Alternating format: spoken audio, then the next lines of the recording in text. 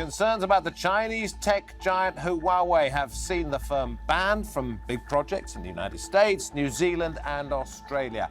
And they've also led indirectly to the sacking of a top UK minister. We have been buying Chinese products for years, so what is the fuss about Chinese technology? You're watching Roundtable.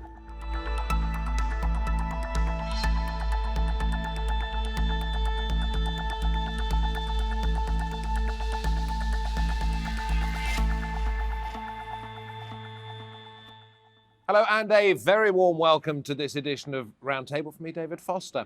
Huawei is one of the world's biggest tech brands, the second biggest seller of smartphones on the planet. Says it's a private company not run by the Chinese government, but that has not overcome concerns in a number of countries where they do not want Huawei involved in building the latest phone and internet networks.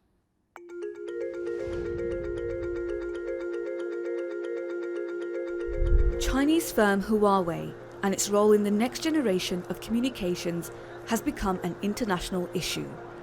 The US says it's a security risk and has tried to pressure allies to ban Huawei from building new 5G networks.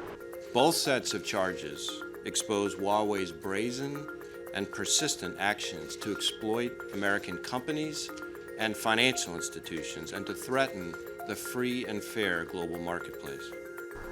The main concern, they say Huawei's networking equipment could be used for espionage. Australia has barred Huawei and Canada has ordered a review. For the West, however, the issue is not just about protecting intelligence and security, but part of the geopolitics of dealing with China. The UK has approved Huawei's involvement, leaving it at the centre of a diplomatic tussle. Keeping on good terms with both Washington and Beijing won't be easy. But is the West right to be wary of Chinese technology, or does it need to open up to a country soon to become the world's largest economy? Pleased to say that joining me at the round table we have Humphrey Hawxley, author of the book Asian Waters, a former BBC foreign correspondent. We have Mary Ann Russon, technology journalist. With us also Dr. Tim Stevens, a lecturer in global security at King's College London and from Taiwan. Ross Darrell Feingold, an Asia political risk analyst. Jolly good to have you all along. Tim, let me come to you first of all, since you deal in global security. What really is the fuss all about? The fuss with Huawei at the moment is an assumption rather than a proven case that Huawei would somehow be detrimental to the national security of any company that wished to deploy their telecommunications kit in the forthcoming 5G telecoms infrastructure. The suspicion there is twofold. One is that China could possibly coerce or convince Huawei to perform certain actions on their behalf, such as surveillance of UK domestic population, or potentially even of secret intelligence, or perhaps even to be able to subvert or degrade the operations of UK 5G infrastructure in a time of crisis. Realistic concern, because when I read what Sophie Battas, who's Director of Cybersecurity and Data Privacy for Huawei Europe, has said. It is true, she says, that Article 77 of the State Security Law sets out an obligation on organisations and individuals to provide assistance with work relating to state security. Well, you would be worried, wouldn't you, Humphrey? Yes, I would be worried about that, but I think it's far beyond the technicalities of law. If you look at the big companies of nations, of Boeing, Rolls-Royce once here, Huawei, when the chips are down in a global strategic thing, those companies are going to be loyal to their country and their government. So whatever laws are in place on that. And in the Huawei case, you can think about the technology, the 4G, the 5G, what they do, what they don't do. Will they be a threat? Won't they be a threat?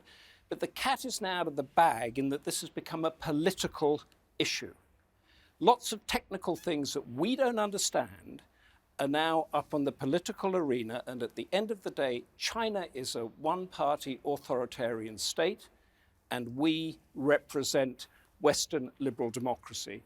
And that traction, that momentum for the past 10 years or 15 years or so hasn't stopped moving towards some sort of conflict or rivalry. So you suggest that anybody in any circumstances would cooperate with their government if it was in the national interest to do so. But here, Ross, let me come to you. Here we have somebody from Huawei saying we have to by law. We're not doing it at the moment, but we have to by law. Isn't it easier, Ross, therefore, for the Chinese government at some point than any other government to turn around and say you have to do what we want, you have to spy on our behalf?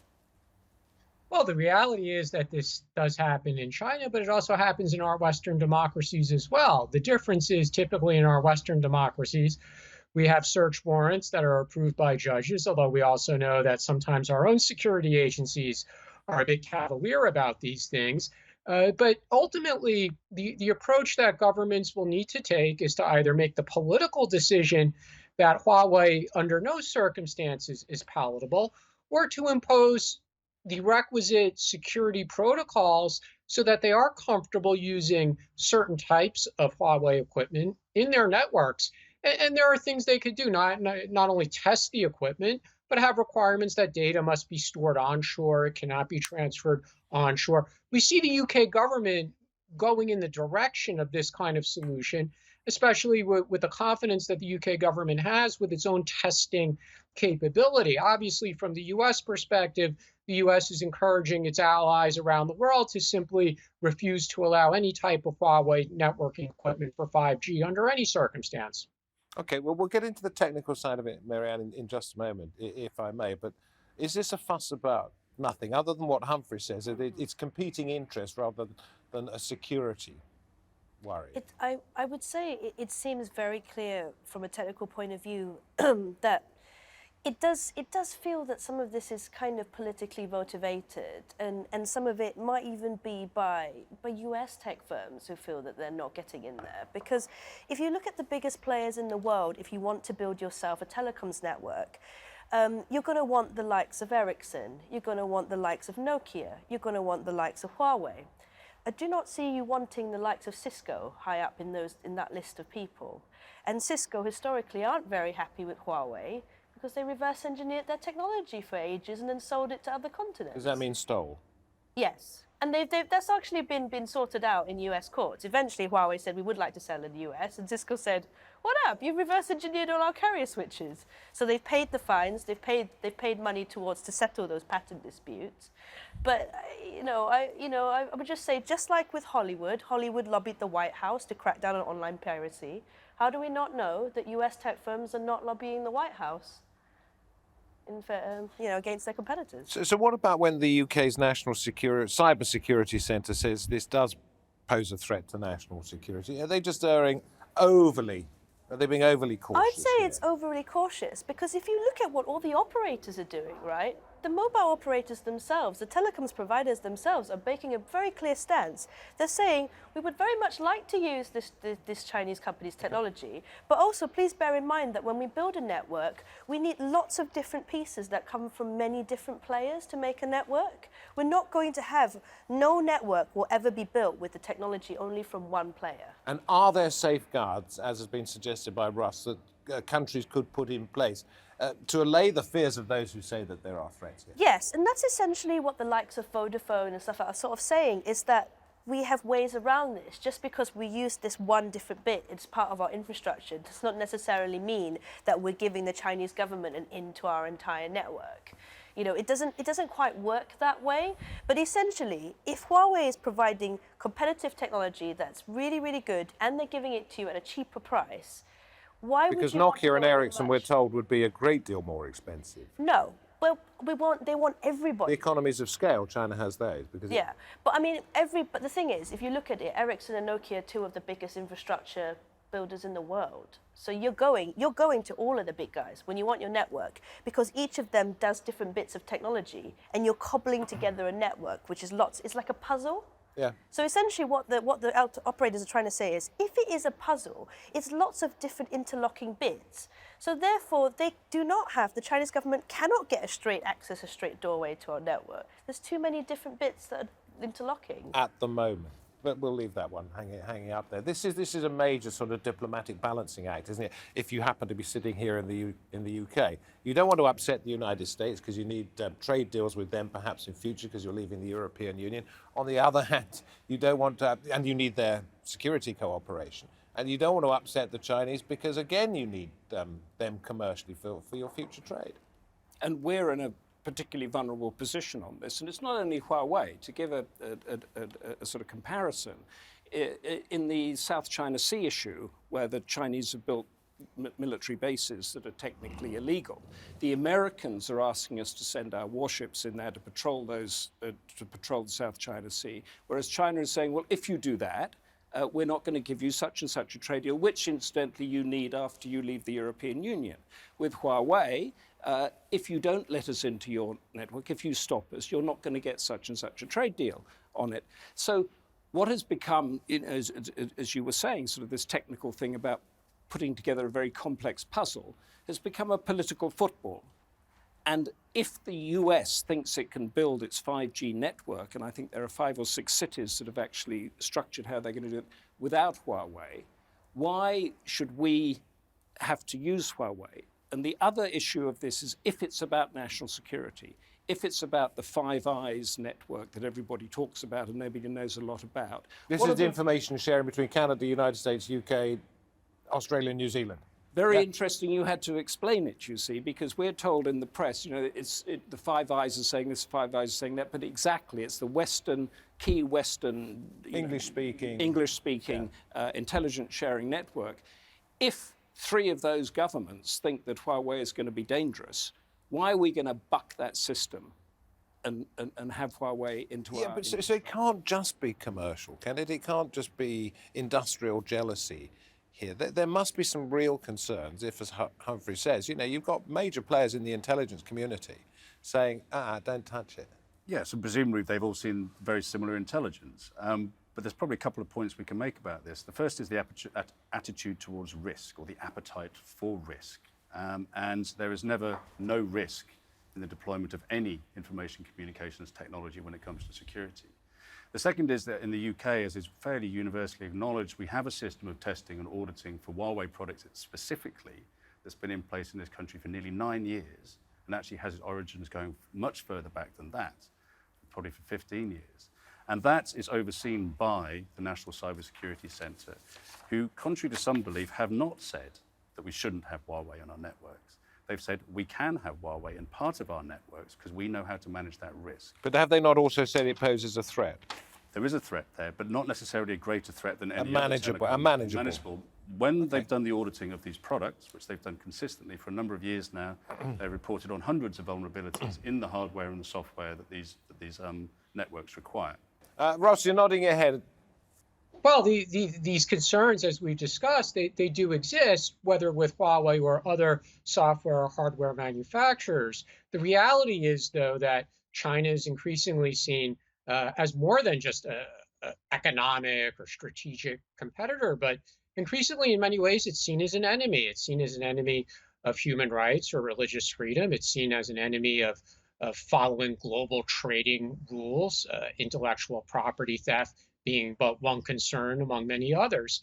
So all these issues get rolled up together where even though we could say, yes, these risks could be managed and the other hardware, software manufacturers also have the same shortcomings, but try talking to the Chinese government about this, and it's a different conversation than, for example, the UK government would have with the United States government or with United States companies. The opportunity or the ability or the willingness to cooperate when the UK, for example, points out a shortcoming in Microsoft software is very different. You know, the reaction from the United States or Microsoft is going to be very different than the reaction we see from Huawei or the Chinese government. So that is a very real political reality that makes it difficult to say that we could proceed with the risk management measures that we know we have. And is it just enemies of Huawei and perhaps by extension of Chinese interests that are saying, take a look at Huawei, its founder was a member of the People's Liberation Army, therefore he must be dedicated to the state, etc., because the PLA is the third branch of Chinese security? Let me put a scenario out there of 5 years from now. Yeah. We have China at the moment is incarcerating up to 1 million ethnic minority Uyghurs in Xinjiang province. We're getting pictures of concentration camps, of mosques being put down. There's a campaign against Christian churches. Supposing that gets up to 5 years and something dreadful happens, everybody says we've got to put sanctions against China. What would happen then for getting our spare parts for Huawei? What elements of our infrastructure could they block? Where would our leverage be in putting that democratic human rights voice against an atrocity? And I think this is when I said there's been a momentum going for 10 or 15 years, this is what it's leading towards in a way, in that China in the past 5 years, since Xi Jinping came to power, has become more authoritarian. The same guys that are coming out of Shanghai Science University and are joining Huawei are also making that surveillance equipment and that is tapping into the phones and the movements of the Uyghur people and people in China. So you've got the same group of people doing that. The technology is not simply the internet, is it? It's things like driverless cars, it's things like smart cities. And this was, there's a city out in Xinjiang province where they've introduced smart technology to monitor the movements and the buying habits and the everyday social habits of all of the citizens so that they can award them points and see whether they belong in the system or whether they are undesirable citizens. I mean, Is that Huawei technology? I don't know, is it? I'm not sure, but it's in China and it's an area that the Chinese government wants to see, if you like, restricted in what it does. Give us an idea of what 5G technology can do that perhaps we're not aware of and where we might see it in our lives. Perhaps you're not aware of. I mean, what you've got to understand is 5G is just incredibly fast internet. It is exponentially faster, stronger internet with a huge amount of bandwidth. What is the main reason that we need 5G? The main reason we need 5G is because we have huge numbers of teenagers and young adults who are watching YouTube videos and doing huge amounts of uploading and downloading. That is actually one Simple of as the that? That is one of the biggest reasons why the mobile operators That's want one. to do that. That is one big reason. Eventually, because we have this huge technology resource at our hands, we can use that because it's all about the bandwidth. It's all about the fact that you can transfer so much more data.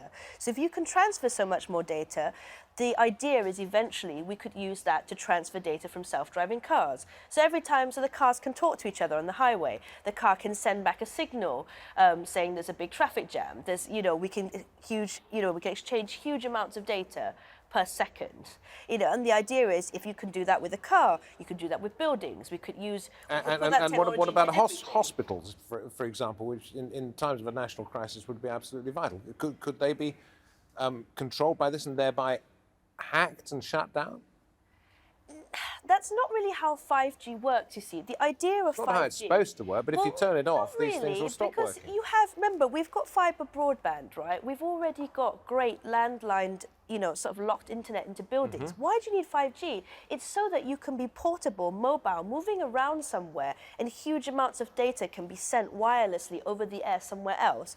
So what would a smart hospital need? The smart hospital would like to know what every single one of its ambulances is doing at that precise moment, where they are in the city, and how many casualties they're bringing in at that precise moment, how short a time they are to getting to the hospital, and how severe the injuries are, which we can already do really over radio anyway, right? Which is what we already do with our paramedics. They're already calling in saying, well, 5 minutes out, this guy's got a gunshot wound, he's very likely to die. So you're simply saying that what's going to happen is that the technologies that we use at the moment are just going to become slicker, and there may be a few that are introduced that we don't know about and at will the moment because enable us to watch a lot more Netflix and YouTube and basically mess around on our phones a lot more. That's what it is a portable technology. Let's talk about China's interest in terms of global security and American opposition to it. Mike Pompeo, US Secretary of State, happens to be in this area at the moment, in Europe.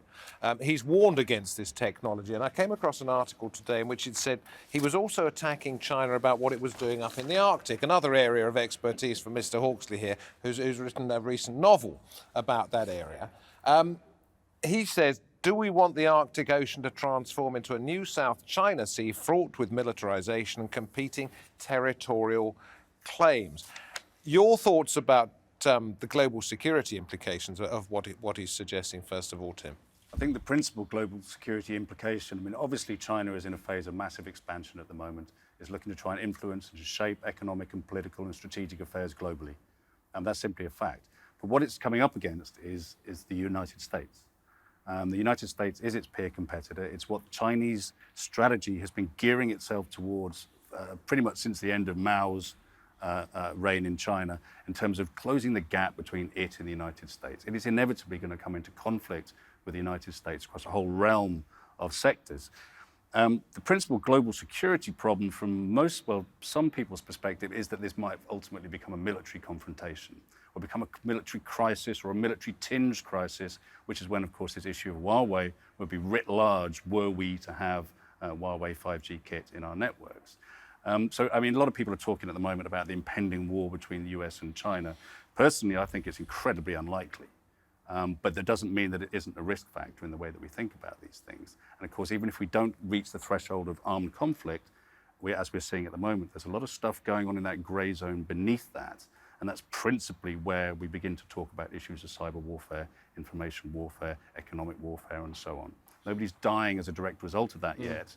But, well, a few people have actually. Well, let's ask Ross about cyber warfare and China, because I'm not suggesting that Huawei is involved in something like that, but the concerns are there. When it comes to cyber security and possibly cyber warfare, how advanced do you think China is? Is it on a par with the United States or way ahead? It's certainly at a minimum at a par, if not moving quickly ahead. And we know that from innumerable cases in recent years where we've seen commercial actors in China hacking into the corporate world for commercial secrets, trade secrets, customer data. And we have ample evidence of state actors in China doing the same thing. So we have hacking into US government systems, for example, and the theft of sensitive data from US government agencies. And it's well established that this has been done by actors in China, both corporate and government. So the cyber warfare is a reality. And I think that's why we increasingly hear the United States, whether Secretary of State Pompeo or other officials, emphasize that we're now in an era of an all-of-government response. We're looking at all the issues. They're not isolated. Sorry to interrupt you. Sorry to interrupt you, Ross. I sort of lost you momentarily there, but it's an interesting point and one that, Tim, I don't think you agree with entirely. Well, it's not I disagree with Ross's main thrust of argument, which is that Chinese have been very, very good historically and very, very willing to use their cyber espionage capabilities for example, of hacking into intellectual property, removing it, using it to generate their own strategic gain and to support their own strategic economic sectors. That much is fact. But when we talk about cyber warfare, I think we have to be very, very careful what it is we're talking about. If we're talking about intellectual property theft, well, let's call it that. Let's not call it cyber warfare, because we're getting into very militarized language there. And it's a fact, I would argue, that China is not as good as the US when it comes to military cyber warfare. The US is preeminent in its ability to break stuff online, shall we say, and to generate strategic effect through those types of capabilities. Russia's very good at information warfare, as I think we're all very well aware these days. China's very good at cyber espionage. But I think if the US put its mind to it, it has equally good capabilities in that espionage space. It just chooses to use them in different ways. But Marianne, I want to come to you in just a moment to sort of round up the technological side of this, because we started off simply talking about Huawei. But Humphrey, the Arctic, there's Pompeo saying we do not want this to become just because it's a wilderness, we don't want it to become a place of lawlessness. The United States and China squaring off against each other like two big cockfighters. It's getting they're getting bigger. Well, I mean, it's an interesting on two levels. One is that China has got looking at the 2050 for the Arctic, and they're putting plans to where their ships are going to be and how they're going to build those ships. And I was up at a port called Kirkenes, which is in northern Norway, which is the first port you get to in Western Europe once you've gone through the Russian-controlled Arctic sea routes. It's a tiny one-horse town. They're looking for Chinese money to build it up into a huge port, and then you take the stuff down to Rotterdam. China's looking to that 30 years ahead. Now, this Cold War talk, or New Cold War, or whatever you want to call it, has been around for a number of years. How much money and time are we putting into the research and development needed to create the technology that Huawei is causing all these problems about? Why haven't we got that? Why are we not looking 30 years ahead? Why are we only looking to the next soundbite for Brexit? And I think this is why China whilst we've been involved in the roadside bombs in the Middle East, China has been looking way ahead, and it's been creating the Huawei city in Shenzhen. It's been poaching people from Silicon Valley to work there. It's been doing all sorts of things to create this great company, whilst we in Britain, if we're going to be alone, we're torn between China, have nothing to match So it. we should simply admire them for being smarter than us in many ways and try to emulate perhaps what they're doing. With 5G, Marianne, as we come towards the end of the programme, there's so much talk about it. It's not going to change our lives, is it? When we get the self-driving cars, when we get the self-driving car technology, and we're able to run that on a 5G network, that would truly be a real transformation. Until that point, no, it would just be huge amounts of data and nonsense that we can download and upload from our phones. And an awful lot of arguing about it as well. Yes. That's not going to go away, is it? No. Listen, thank you, each and every one of you. Appreciate it. Humphrey, expert in the Arctic, expert in China, several books on the subject, and a film series in the offing, although I can't say too much about it. Thank you very much indeed. Ross, thank you for joining us from Taiwan, and thank you very much for watching. If you were the only ones watching this programme, then that would be great, but we wonder sometimes who else is watching, and perhaps we don't know about that. From me, David Foster, from the Roundtable team, goodbye for now.